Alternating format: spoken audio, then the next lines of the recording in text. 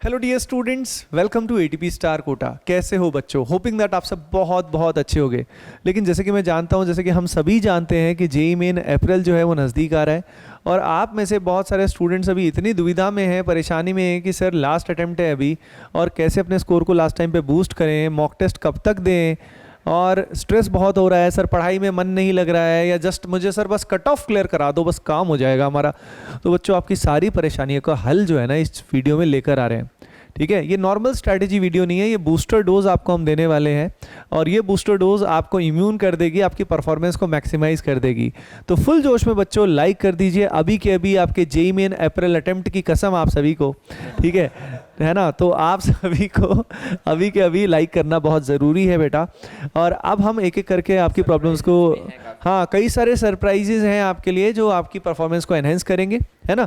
अच्छा, एक बात मैं आप सभी को बोलना चाहता हूँ, हमारी पूरी टीम आपको बोलना चाहती है, कोर टीम आपको बोलना चाहती है कि भाई कमेंट सेक्शन में आप सभी ज़रूर बता दीजिएगा आपको कुछ और भी चाहिए हो तो। वैसे आज हम काफ़ी कुछ आपको देने वाले हैं, लेकिन उसके अलावा भी कुछ भी आपको ज़रूरत लगती है कि सर अगर आप ये प्रोवाइड कर दें, ये मटेरियल या वट एवर यू थिंक, कोई वीडियो या कुछ भी चीज़, तो कमेंट सेक्शन में ज़रूर बताइएगा। उसी बेसिस पे हम लोग जिसमें लाइक्स मैक्सिमम आएंगे वो चीज़ ले आएंगे, है ना? चलो बेटा, तो शुरू करते हैं सर, बच्चों को गाइड करना शुरू करते हैं। अच्छा, उससे पहले एक इन्फॉर्मेशन दे देते हैं आप सभी को, इंपॉर्टेंट, क्योंकि काफ़ी बच्चे पूछ रहे थे, काफ़ी बच्चे सर पूछ रहे थे मुझसे भी लाइव सेशंस वगैरह में भी कि सर जेई एडवांस्ड का जो कोर्स है, क्रैश कोर्स है, वो कब आ रहा है? तो बच्चों मैं क्लियरली आपको बता देता हूँ कि जेई एडवांस का जो क्रैश कोर्स है उसका नाम होता है आरसीसी, जो बहुत ही पॉपुलर है जेई एस्पिरेंट्स में, क्योंकि बहुत सारे ऐसे स्टूडेंट्स हैं जो पर्टिकुलर उस कोर्स की हेल्प से ही, ये मान लीजिए एडवांस की जो नैया है उनकी पार लग गई है। सर देयर आर स्टूडेंट्स कि उसकी हेल्प से ही अकेला बच्चा, ये मान लीजिए अभी एक स्टूडेंट का मैसेज आया था कि सर मेरे फ्रेंड का 95 परसेंटाइल था और फिर भी वो जेई एडवांस में आज आईआईटी रुड़की में है वो। ये ट्रू, ऐसी पता नहीं कितनी स्टोरीज आरसीसी से जुड़ी हुई है। बहुत सारे स्टूडेंट्स हैं, कई सारे आपके यूट्यूबर्स भी आरसीसी लिए हुए थे, बहुत सारे यूट्यूबर आपके जो भैयाज हैं ना, उन सब ने आरसीसी लिया हुआ था। तो रैपिड क्रैश कोर्स जो आ रहा है बेटा, काफ़ी बच्चे पूछ रहे थे, तो पहले से बता रहा हूँ 9 तारीख को, यस 9th of April को आ रहा है। ये पर्टिकुलरली ऑनलाइन बैच आने वाला है, प्योरली ऑनलाइन बैच आने वाला है। अच्छा, अगर आप चाहते हैं ऑफलाइन भी आए तो कमेंट सेक्शन में बता देना।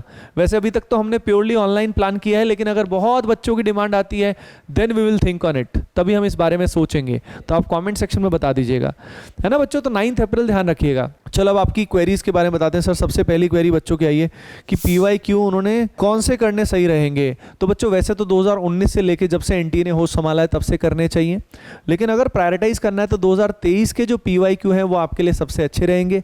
अब उसमें भी कौन से PYQ सबसे रिलेवेंट है, तो उसके लिए सरप्राइज आपके साथ कुछ हम लेकर आए हैं, तो वो आपके साथ शेयर करेंगे।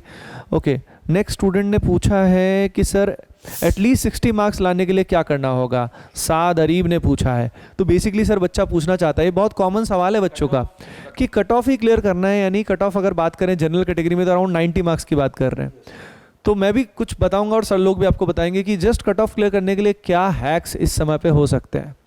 तो देखो, पहली चीज़ तो ये कि सर जिसका कट ऑफ को जिसको डर है, यानी उसके भी 50-60 नंबर के आसपास तो चांस होंगे कि आ रहे होंगे, यानी लगभग 15 क्वेश्चन तो आप ठीक कर रहे हो। मेन फंडा ये कि आप 10 क्वेश्चन और कहाँ से लाओ। तो अगले जो 9 से 10 दिन आपके पास हैं बच्चों, या जितने भी दिन आपके बचे होंगे, डिपेंडिंग आपका कब डेट आता है, आपको उसी हिसाब से हर रोज़ 1 या 2 क्वेश्चन पक्का करना है।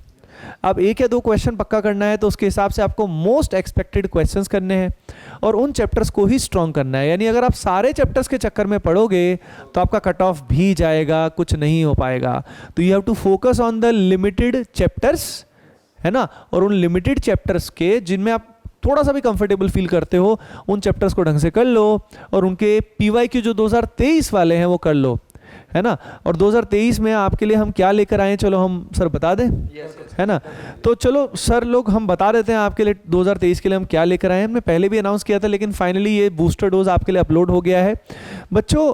2023 का जो जेईई मेन जनवरी अटेम्प्ट है उसके 450 मोस्ट, मतलब ये मान लीजिए जो एक्सपेक्टेड क्वेश्चंस हैं, जिस जैसे क्वेश्चन आने के चांस बहुत ज़्यादा हैं, और उनसे आपके कंसेप्ट क्लियर होंगे, क्योंकि कई बार रिपीटेटिव क्वेश्चंस भी होते हैं।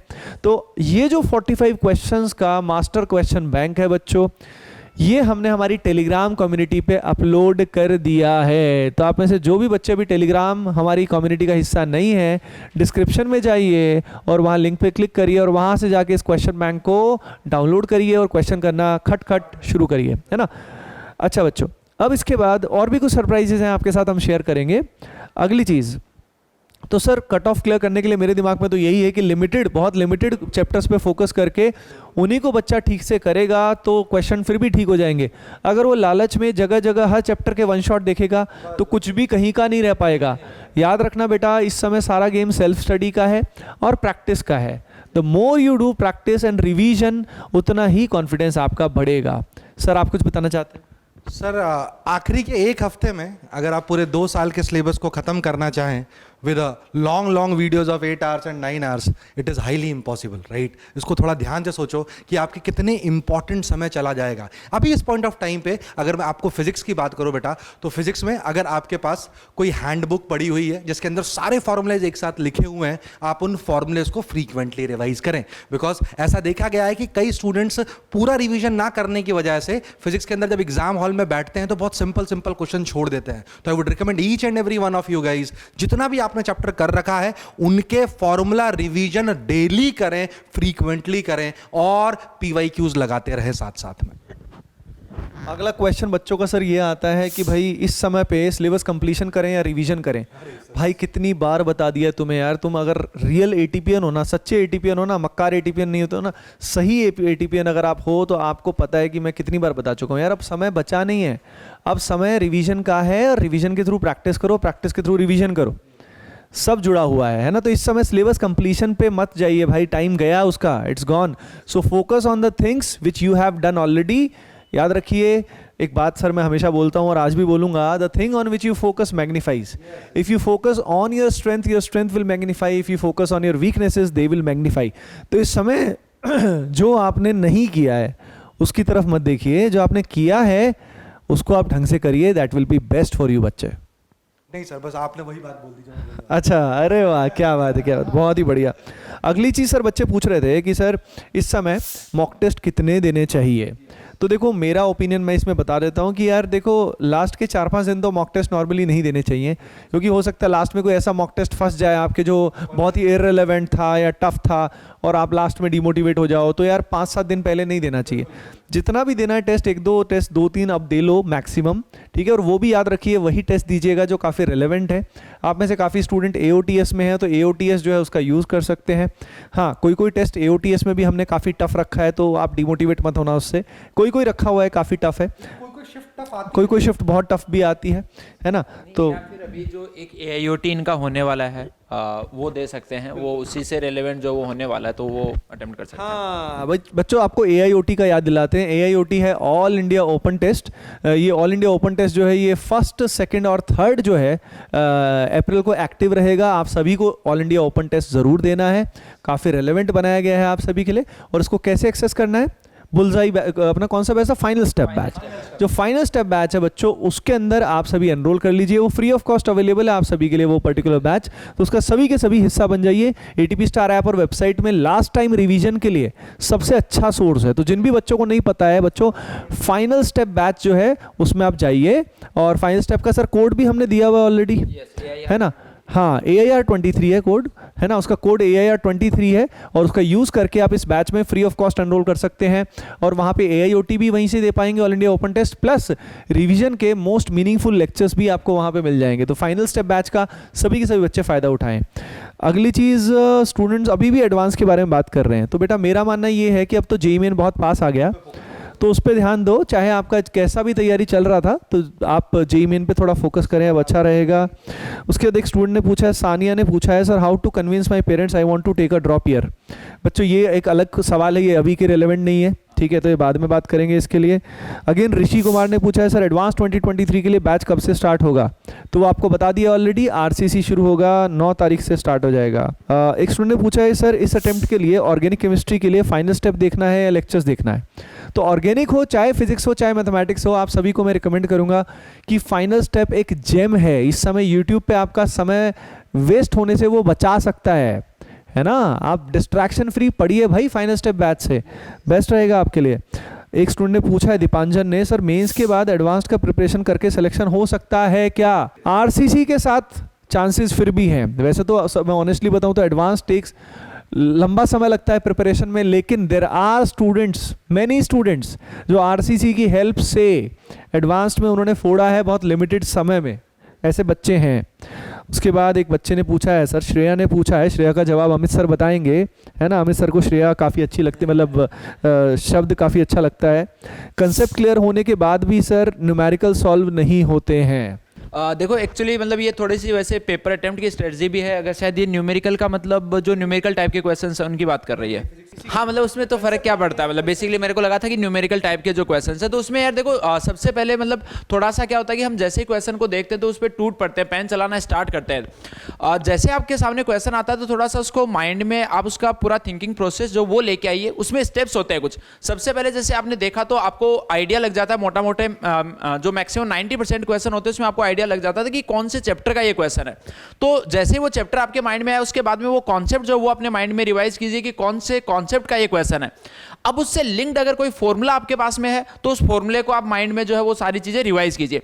ये सारी चीजें क्यूमुलेटिव करके आप जब क्वेश्चन को सोल्व करना स्टार्ट करोगे तो जरूर जो वो क्वेश्चन होगा। अब यहां पे देखो दो चीजें हो सकती है, या तो अगर मान लो आपको आइडिया ही नहीं लग पा रहा है कि वो क्वेश्चन जो वो कौन से चैप्टर का है तो उस पर फिर आपको ज्यादा पेन चलाने की और वो सब करने की जरूरत नहीं है, क्योंकि उसमें मतलब ऐसा नहीं है कि आपको आइडिया नहीं लग रहा तो आप कहां से करोगे उस सवाल को। तो ये सारी चीजें अगर आप प्रोसेस पहले से माइंड में कर लोगे तो उसमें टाइम भी आपको क्वेश्चन को कम करने में कम लगेगा, और अगर नहीं भी हो रहा है तो उसको जल्दी से स्किप करके आप नेक्स्ट क्वेश्चन जो उस पे भी पहुंच सकते हो। Okay okay, thank you so much Amit sir, thank you so much from on behalf of Shreya. अब नेक्स्ट अगर हम बात करें तो एक बच्चे ने पूछा मेन से एडवांस का लेवल कैसे इंक्रीज होगा। तो यार उसके लिए देखो दो बातें होती है, एक तो एडवांस से रिलेटेड कॉन्सेप्ट्स होते हैं वो ठीक से आने चाहिए थियोरेटिकली, और उसके बाद फिर तो क्वेश्चन सॉल्विंग प्रैक्टिस जो है ना उसमें टीचर्स की अप्रोच देखनी होती है कि आपके टीचर जो हैं वो कैसे सॉल्व कर रहे हैं सवाल को। उनको देख के फिर उनको मिमिक करके हम धीरे धीरे खुद की एबिलिटी बन जाती है by doing more and more good quality questions. अब एक बच्चे ने पूछा सर फिजिक्स से रिलेटेड, फिजिक्स के क्वेश्चन सर सॉल्व नहीं होते हर्ष के। फिजिक्स के क्वेश्चन सॉल्व नहीं होते, ये डिपेंड करता है कि आप किस कैटेगरी के सवाल से स्टार्ट करते हैं सवाल सॉल्व करना।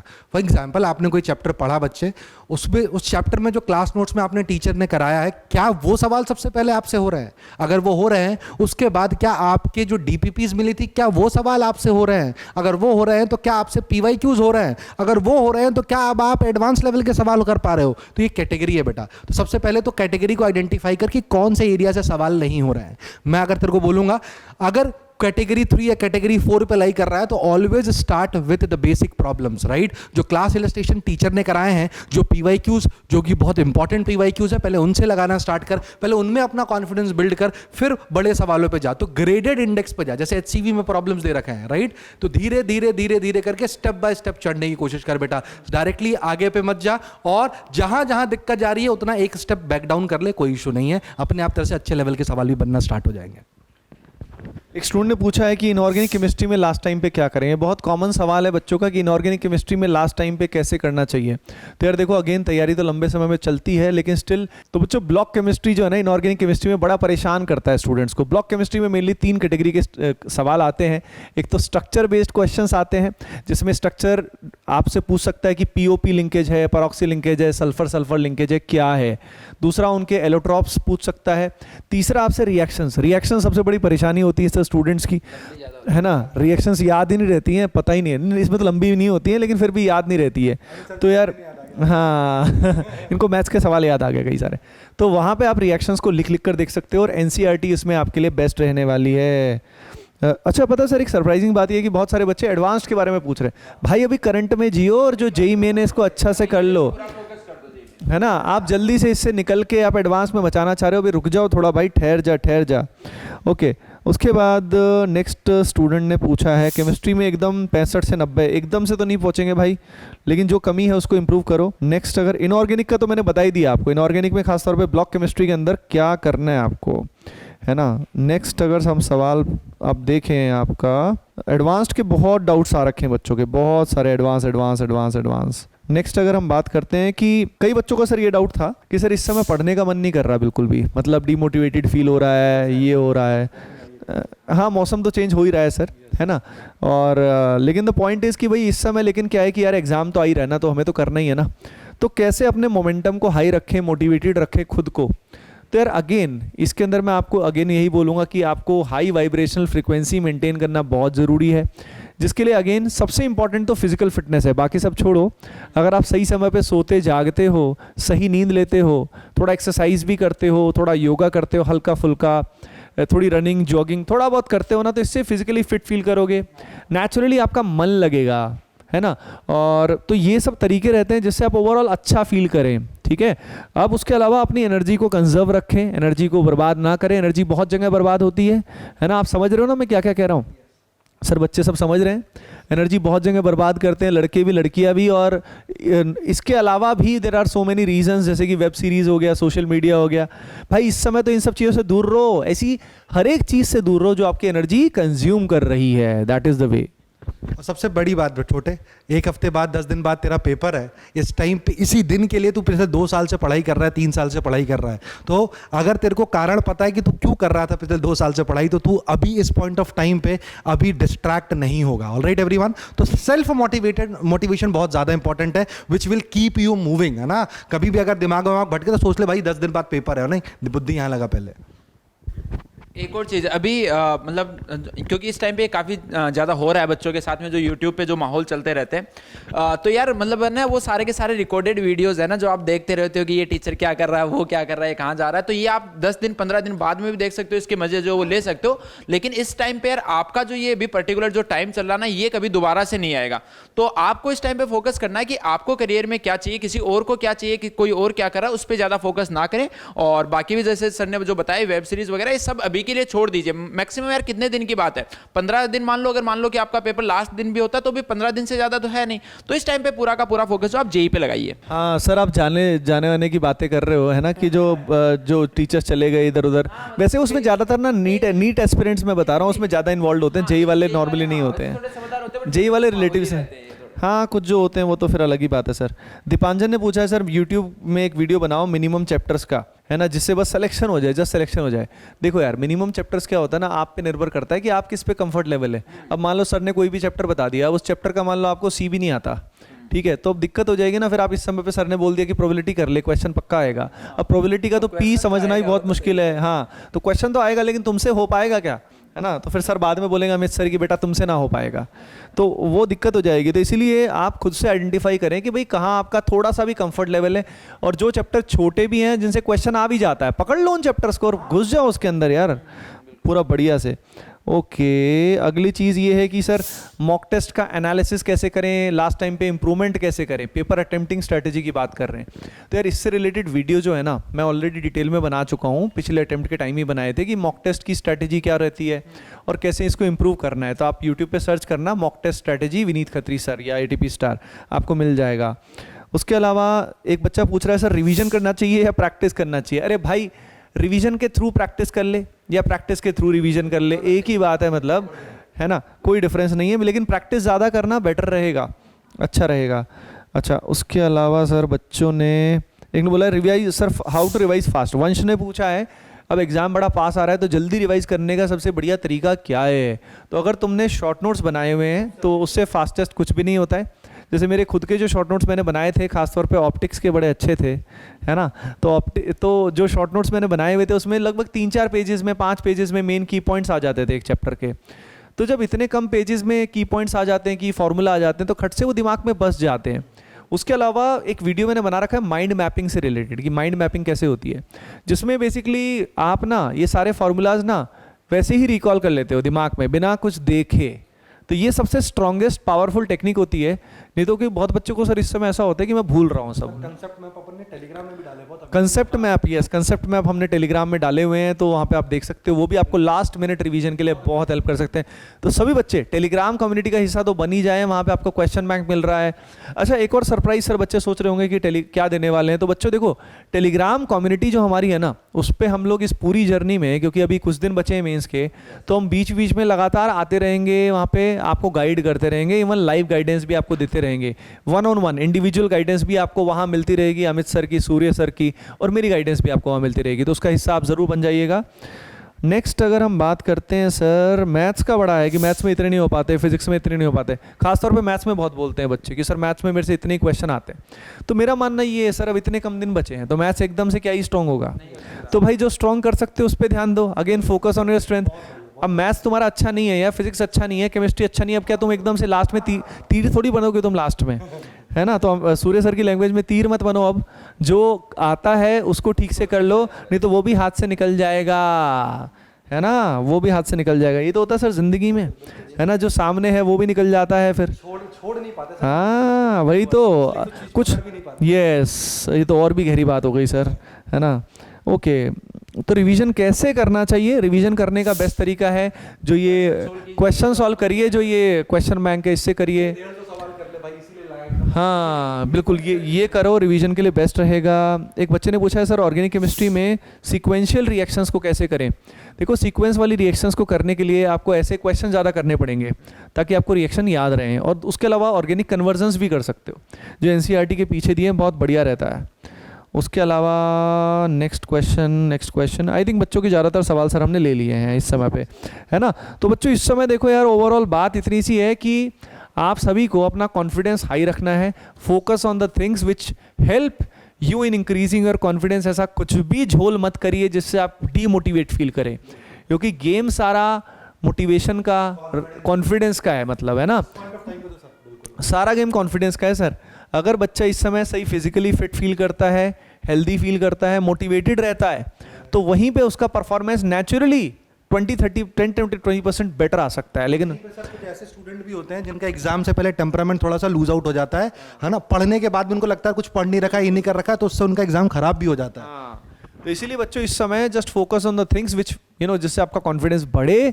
और उसके अलावा कीप योर सेल्फ बिजी, है ना। अपने को सोचने का समय मत दो, सबसे बड़ी बात। सोचना ही आपके, ये मान लीजिए सब चीज़ों का बिल्कुल जड़ जो है ना परेशानी का, वो है आपका दिमाग, जो आपको फालतू में सोचते रहते हो और परेशान रहते हो, ठीक है। तो कीप योर सेल्फ बिजी, अपना प्लान बना के उसको फॉलो करो। रिजल्ट की मत सोचो, क्योंकि अगर आप रिजल्ट की सोचोगे तो रिजल्ट आपके बारे में क्या सोचेगा। तो इसलिए रिजल्ट के बारे में मत सोचो बेटा। आप इस समय जो कर सकते हो just do and give your best. And Telegram community का हिस्सा बन जाओ, डिस्क्रिप्शन में लिंक दिया हुआ है। We wish you all the best. And comment section में भर दीजिए भाई, बता दीजिए यस, और कुछ भी चाहिए आपको तो just tell us in the comment section right now. ठीक है बच्चों, फिर मिलते हैं नेक्स्ट पर्टिकुलर सेशन में। होपिंग दैट बूस्टर डोज आपको अच्छी लगी होगी। मिलते हैं, bye bye, take care and love you all.